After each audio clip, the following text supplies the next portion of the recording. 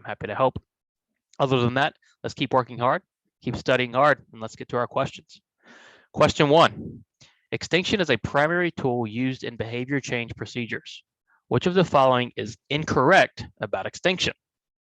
On the exam, we need to be very careful about the not questions. What do I mean by that? I mean the questions that say, what answer choice is not? What answer choice is incorrect? Read the question carefully and make sure you're answering what the question is asking. This question wants to know what is incorrect about extinction, meaning 3 of these, assumingly, will be accurate in describing extinction and 1 won't. So let's find the one that's incorrect, the one that doesn't accurately describe extinction. A, extinction reduces behavior. Does extinction reduce behavior? Yes, that's the primary purpose of extinction. We're trying to reduce a behavior. What about extinction withholds reinforcement? That is how we execute extinction. We withhold reinforcement for a previously reinforced behavior in hopes that that behavior reduces. So A and B are both correct. That's not going to be our answer. Extinction is a punishment procedure. This is a common mistake by new RBTs and people new to ABA. Because we're working to reduce a behavior, people sometimes believe extinction is punishment, but it's not punishment. We're not taking or adding anything. We're just withholding reinforcement from a previously reinforced behavior. Extinction is not a punishment procedure. So C is incorrect. It looks like your answer. Let's read all of our answer choices as always to be sure, and let's understand why the wrong answers are wrong, because that's going to make us better at the exam. D, extinction can lead to a temporary increase in behavior. Sure, what is that called? That's an extinction burst. When extinction is implemented, there's a temporary increase in behavior, which we consider an extinction burst. So of these, which of the following is incorrect? C, extinction is a punishment procedure. RBTs should know how to implement the following differential reinforcement procedures: DRO, DRA, and DRI. There are more, okay, but we're just going to focus on these. What are the primary components of differential reinforcement of alternate behavior? So these are the 3 primary differential reinforcement procedures they're going to ask you about. There are more, but we're just going to focus on these for now. And we're going to look at the primary components of differential reinforcement of alternate behavior or alternative behavior, okay? With DRA, what are we trying to do? With DRA, we're teaching a replacement behavior that can occur at the same time as the behavior we are replacing. How is DRA different from DRI? DRI, we're teaching a replacement behavior that cannot occur at the same time as the replacement behavior or the behavior we're replacing. That's the key differences. DRA and DRI, we're teaching replacement behaviors. DRO, we're not teaching a replacement behavior. We're just reinforcing in the absence of a target behavior. The question wants to know, what are the primary components of differential reinforcement of alternate behavior, or DRA? Is reinforcement a component? Absolutely. It's in the name, right? Differential reinforcement. So we absolutely know A is part of differential reinforcement. A is our answer, but let's keep reading, okay? Let's read all of our answer choices and look for the best answer. B, extinction. Is extinction a component? Well, yes, because if we're teaching a replacement behavior, how are we going to execute that? We are going to reinforce our target replacement behavior. We're going to put the old behavior on extinction, okay?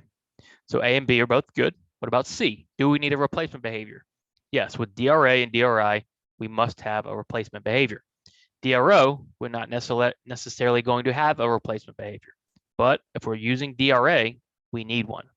So primary components of DRA requires reinforcement, requires extinction, and requires a replacement behavior. So that gives us D, all the above. Again, why it's important to read all the answer choices. Okay, if there's an all the above question, none of the above question, maybe there's just a better answer, right? Read all of your answer choices, okay, especially when you're studying. You're very close with one of your client's family. Your family lives in another state, so your client's family invites you to their annual Christmas dinner. How should you reply? Not uncommon. Most of our clients are very friendly. You become a big part of their life. You're around them quite often. And they start to extend invites to you, right? Or they try to become more than just professional partners, right? What is the problem with that? What is that considered? When you cross that line from professional to personal, we're entering into a dual relationship. We cannot enter into dual relationships. Our relationships must maintain extreme professionalism at all times. In this case, your family lives in another state, you're alone for Christmas, so your client's family says, hey, just come have dinner with us. How should you reply in this case? A, accept the invite and thank them for their generosity. Well, you can thank them for their generosity, but you cannot accept the invite under any circumstances, okay? Unless it's a situation where you're actually on the clock working as an ABA therapist, as an RBT, then as long as you have permission, that might be an exception. Other than that, you can't accept the invite. So B, accept the invite and avoid telling your supervisor. That's the worst decision, okay? You definitely do not want to do that. So A and B are out. C, decline the invite and inform your supervisor. Sure, yes, politely decline the invite and just let your supervisor know what's occurring, okay? So if this becomes a common theme, your supervisor can go and talk to your family about it, okay? Open communication with supervisors, remember, is a huge part of our task list. Decline the invite, inform the supervisor. What about D? Decline the invite and report the family to the BACB. It's too harsh. The family's not doing anything wrong. Our ethics code, our RBT ethics code is not the family's ethics code. Okay, they are free to invite you to whatever you want. However, you must adhere to our ethics code, which says no dual relationships. Therefore, you must decline the invite and inform your supervisor. John and his BCBA work together to record ABC data, frequency data, and anecdotal data on several target behaviors. What type of assessment are they conducting? On assessment questions, think to yourself, am I directly observing the client? Am I manipulating any variables? If I'm not directly observing the client, it's most likely an indirect assessment. If I'm directly observing the client but not manipulating any variables, it's just probably a direct assessment. If I'm manipulating antecedents and consequences while observing the client, it's probably a functional analysis. These are very general rules of thumb, okay, where you can start. As your understanding becomes deeper of the assessments, right, you'll find other ways to think about it. But those are very general rules of thumb that on the test will guide you towards the answer. So using those rules of thumb, what are we looking at here? Well, John and his BCBA are recording ABC data, frequency data, and anecdotal data on target behaviors. In order to record this data, they need to be doing what? Well, they need to be observing the client directly. Okay, you can't record ABC, frequency, and anecdotal data if you're not observing the client. So we know it's not indirect. We know it's not inappropriate. So it's either direct or functional analysis. Well, are John and his BCBA manipulating antecedents variables? It doesn't appear so. It just appears they're taking data. Therefore, this is simply a direct assessment. Remember, indirect assessment, we're not observing the client. Direct and functional analysis, we are. What's the difference between direct and functional analysis? Functional analysis, we're actually manipulating antecedents and consequences. Direct observation, we're simply taking data. The first reinforcement schedule used in conjunction with Erica's token economy is an FR2. The schedule then shifts to an FR4 and then an FR5. What is happening to the schedule? Okay, so on a token economy, what do we typically start with? We typically start with a very thick schedule. And what does that mean? What is a thick reinforcement schedule? That means reinforcement is delivered readily, is delivered rapidly, and it's very easy to obtain a reinforcement. We're delivering a lot of reinforcement. Nearly every time the correct response is evoked, we deliver reinforcement. That's a very thick schedule. This is so we can start teaching that behavior. As we begin to teach the behavior and as the client begins to learn, what are we doing? We're going to make it harder for that client to get the reinforcement. So instead of an FR2, which is 2 responses, we're going to make it 4 responses and then 5 responses. What is happening? Are we fading the schedule? Yes, we are fading the reinforcement schedule, okay? As we increase the amount of effort and response it takes to obtain reinforcement, we are slowly fading that reinforcement schedule out, okay? So A looks like our answer. Let's read everything. B, the schedule is thinned. Are we thinning the schedule? Yes. Remember, what do we say about a thick schedule? A thick schedule is a lot of reinforcement, okay, for a low amount of responses.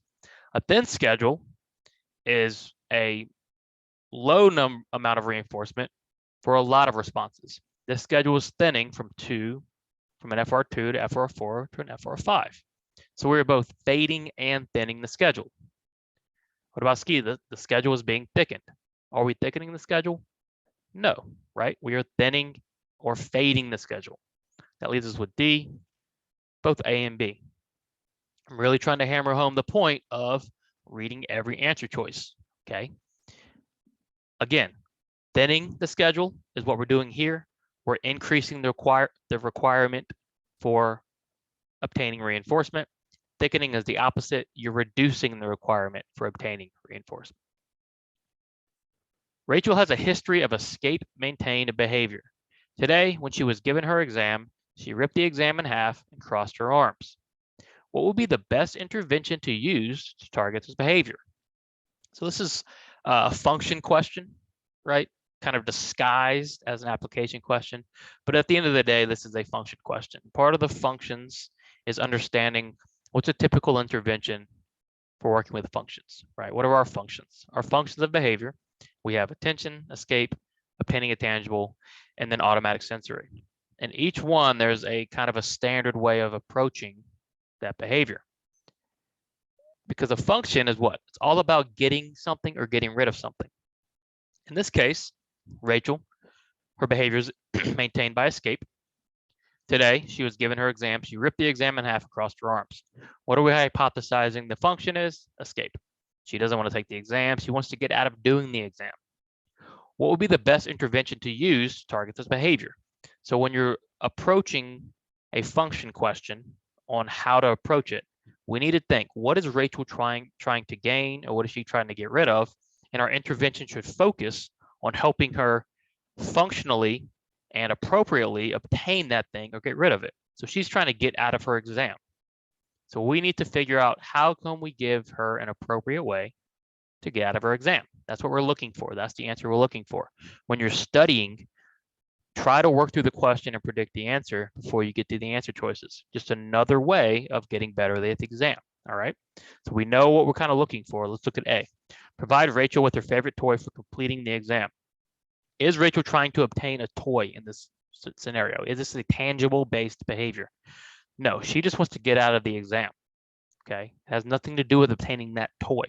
So A isn't going to be necessarily the best intervention to use. What about B? Provide Rachel a way to get out of working. That's much better, right? Rachel just wants to not do the exam. We know she has to do the exam in some capacity, but is there a way we can work around it where Rachel can get out of working in an appropriate way? Maybe she answers 10 questions, okay? Maybe she gets brief breaks. We can figure something out, but giving her a better way is more functional than ripping the exam in half, okay? So B looks like our best answer so far. Let's look at C. Give non-contingent attention every 3 minutes. Is Rachel's behavior based on attention? No, her history is escape, okay? She gets the exam, she rips it in half. It doesn't appear to be attention-based. C does not appear to be our best answer. And then D, implement a punishment plan. We rarely, if ever, jump straight to punishment, okay? Before we try punishment, we would try to give her a functional way of getting out of work. Remember, functions, ask yourself, what are we trying to get? What are we trying to get rid of?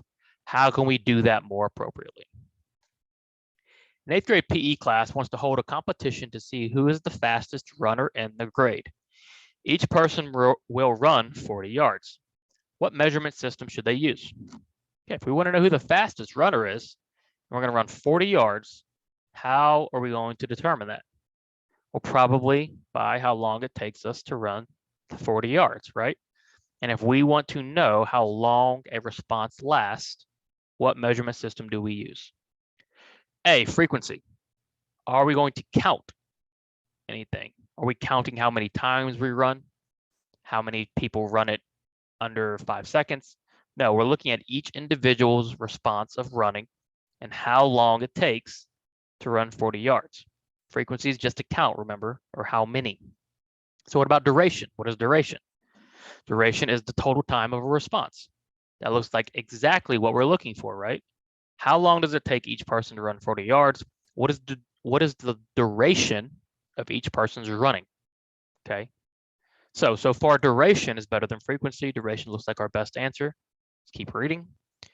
C, rate. What is rate? Rate is just frequency with a time component added. Again, we're not counting anything. Frequency is not going to be applicable to us in this particular case. We need to know how long it takes each person to run 40 yards. Okay, how long, right?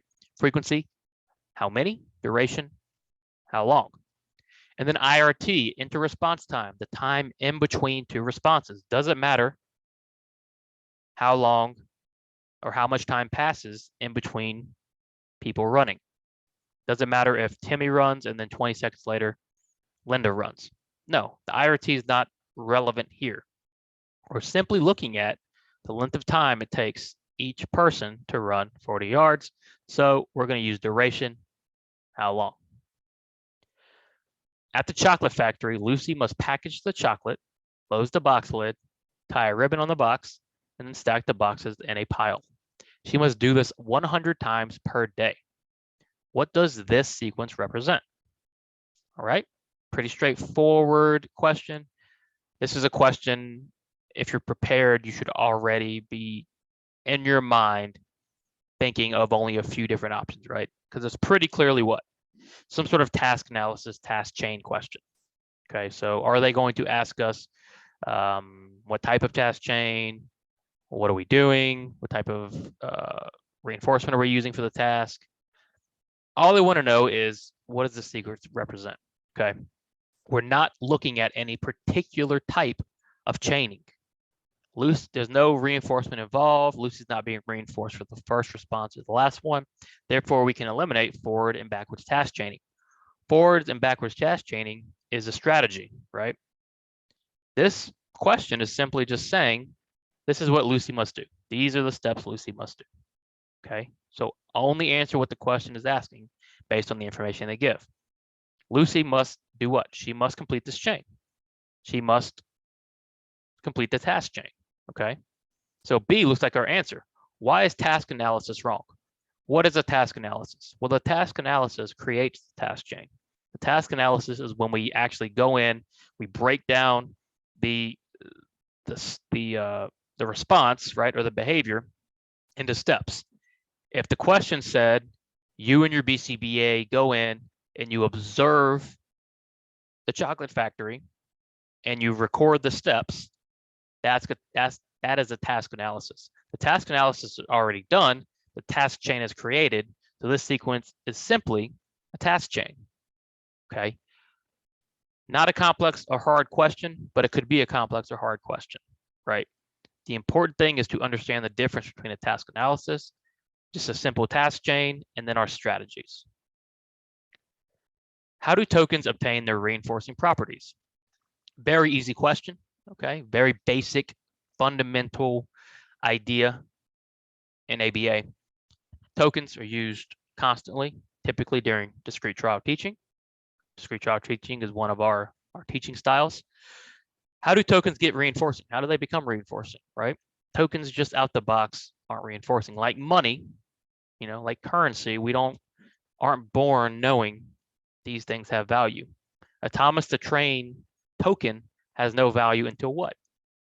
Well, until I can exchange it for something. The reason that token has value is because I know if I get enough tokens, I can get what I want. Same as money. If I get enough money, I can get what I want. Until I'm able to get what I want with that money, money means nothing. So how do things like tokens and money obtain reinforcing properties? A, they're primary reinforcers. What is a primary reinforcer? A primary reinforcer is a unconditioned reinforcer, meaning we don't need to learn through any means that it's reinforcing. This is food and water, comfort. Things like that are primary reinforcers. Everybody's born being reinforced by these items. Tokens are not that way. Tokens are secondary reinforcers, okay? B, through the use of a punishment procedure. They definitely don't obtain their reinforcing properties through punishment, okay?